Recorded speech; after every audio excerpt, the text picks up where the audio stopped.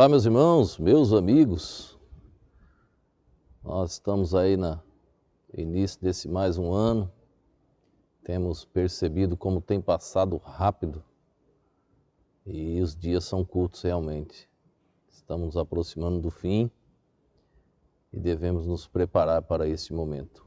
Estamos tratando dessas mensagens sobre Jesus e a vida eterna, mostrando que a promessa de Cristo é uma vida eterna. Se é eterna, não é temporal, ela não pode se perder. Então, olhe para os textos bíblicos, olhe as explicações na Bíblia e veja quanto a palavra nos afirma tal doutrina. Hoje eu quero falar a missão de Jesus no assunto vida eterna. Eu quero ler um verso em João capítulo 6, versículo de número 27, que diz assim, Trabalhai não pela comida que perece, mas pela comida que permanece para a vida eterna, a qual o Filho do Homem vos dará, porque a este o Pai, Deus o selou.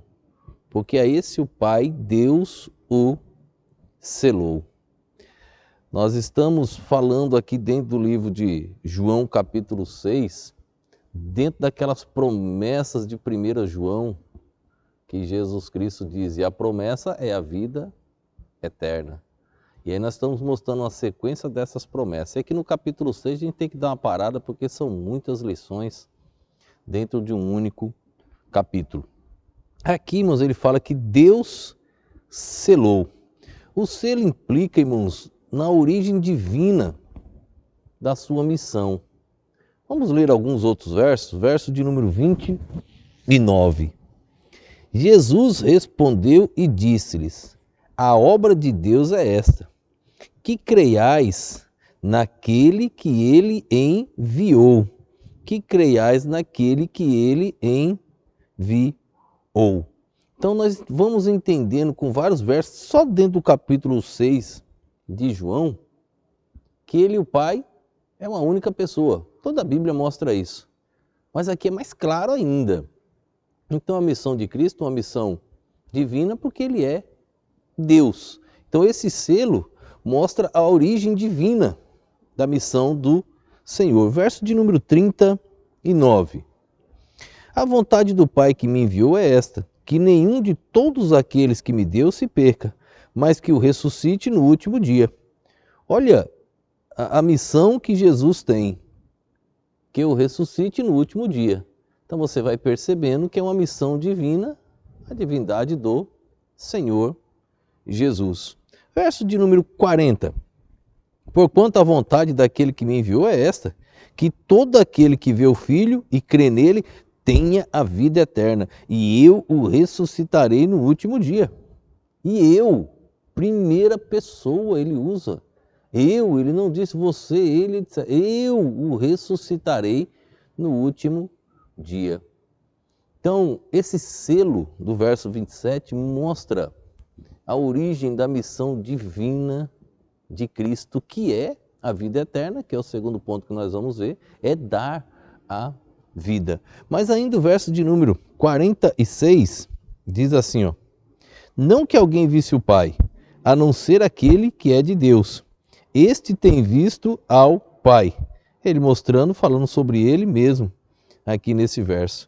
E o último verso, tratando dessa origem divina, verso 57, diz, assim como o Pai que vive me enviou, e eu vivo pelo Pai, assim quem de mim se alimenta, também viverá por mim. Também viverá por mim. Todo o capítulo está falando sobre o pão da vida. Ele fez a multiplicação dos pães do começo do capítulo. E agora ele está falando sobre o pão da vida. Ele mostrou o pão da terra. E agora está falando sobre um pão que traz algo mais. Que não vai precisar mais comer uma única vez. O pão da vida. E ele mostra essa missão, irmãos, uma missão da origem divina da missão do Senhor. E qual é o propósito dessa missão? Em todo esse capítulo, dar a vida eterna.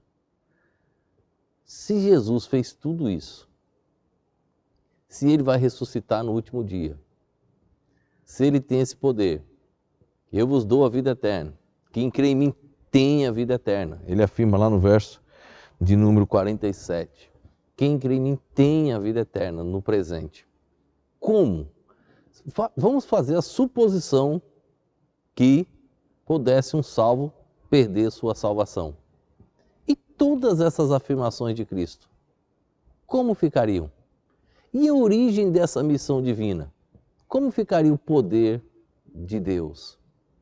Então veja, não é um pecado que pode tirar a salvação. Salvo para sempre. O pecado não tem mais poder na vida de um salvo para condená-lo ao inferno. O pecado tem poder na vida de um salvo para derrubá-lo, para maltratá-lo, para tirar da obra, colocar preguiça, ele não se envolver, ele criar inveja, ciúmes, ele criar mágoa no coração. O pecado faz tudo isso. Todos aqueles que estão mencionados na Bíblia, listas enormes, o pecado faz isso com um salvo. Agora o pecado não tem poder mais, nem o pecado, nem mais nada. Nem no mundo, nem em nenhum outro lugar, porque nem Deus faria isso, porque se Deus fizer isso, ele quebrou a palavra dele. Então é impossível um salvo perder a sua salvação.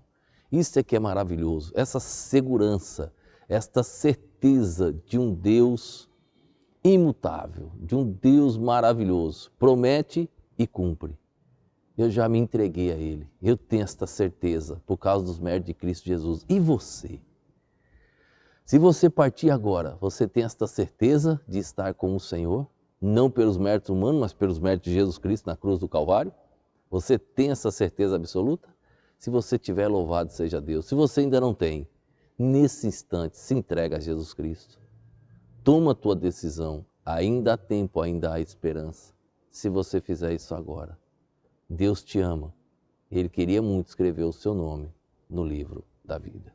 Que Deus nos abençoe. Vamos orar. Obrigado, Pai, por este dia, por esse momento. Obrigado, Deus, pela firmeza cada dia que a Tua palavra dá sobre a doutrina da salvação.